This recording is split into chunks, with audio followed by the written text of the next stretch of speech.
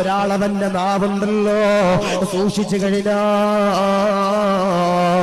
ഇൻഷാ അല്ലാഹ് അവരുടെ ദുനിയാവുണ്ടല്ലോ, അവരുടെ ആഖിറമുണ്ടല്ലോ, അല്ലാഹു വിജയിപ്പിക്കുന്നതാ. ഇത് റമളാൻ മാസമാണല്ലോ. എന്റെ പ്രിയമുള്ള വാപ്പമാരോട് പറയുകയാ, വെറുതെ ഫിത്ന പറയല്ലേ, ഫനാ പറയല്ലേ, ഫസാദ് പറയല്ലേ, പരദൂഷണം പറയല്ലേ, ഈശനി പറയല്ലേ, തെമ്മാടിത്തരങ്ങൾ പറയല്ലേ. ഇത് റമളാനാണല്ലോ.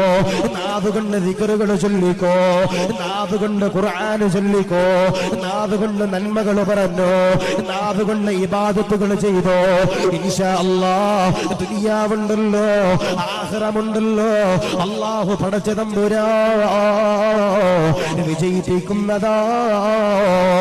ഇവിടെ ഇരിക്കുന്ന സഹോദരിമാരോട് പറയുകയാ, വീട്ടിൽ വെറുതെ ഇരുന്നാല് പോരാ, നോമ്പ് തുറയ്ക്ക് ഭക്ഷണങ്ങൾ പാചകം ചെയ്യുമ്പോ, പള്ളിയിലേക്ക് കടന്നു പോകുമ്പോ ഇവിടെ ഇരിക്കുന്ന വാപ്പമാരോട് പറയുകയോ, മഗ്രിബ് നിസ്കരിക്കാൻ, ഇശാ നിസ്കരിക്കാൻ, സുബ്ഹി നിസ്കരിക്കാൻ, ളുഹ്ർ നിസ്കരിക്കാൻ, അസ്ർ നിസ്കരിക്കാൻ അല്ലാഹുവിന്റെ പള്ളിയിലേക്ക് കടന്നു പോകുമ്പോ വെറുതെ എന്റെ പ്രിയപ്പെട്ടവരെ പോയാല് പോരാ, കയ്യിൽ എന്റെ പ്രിയമുള്ളവരെ ഒരു ദിക്റിന്റെ പ്രിയപ്പെട്ടവരെ തസ്ബീഹ് മാല എടുത്തോ, ഒരു ഡിജിറ്റൽ കൗണ്ടർ എടുത്തോ, എന്നിട്ടതോ ഇസ്തിഗ്ഫാർ അധികരിപ്പിച്ചോ.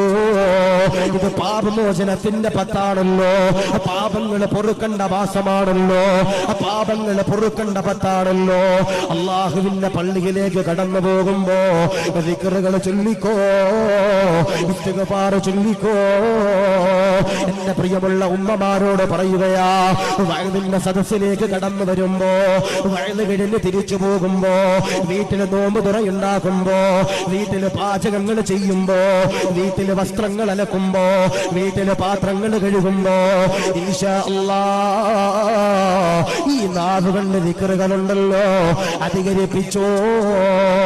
എന്നാൽ അവരുടെ ദുനിയാവെന്ന പ്രിയമുള്ളവരെ, അവരുടെ ആഖിറമെന്ന പ്രിയമുള്ളവരെ അല്ലാഹു പടച്ച തമ്പുരാൻ വിജയിപ്പിക്കുമെന്ന് നബിയുനാ മുഹമ്മദ് മുസ്തഫ സല്ലല്ലാഹു അലൈഹി വസല്ലം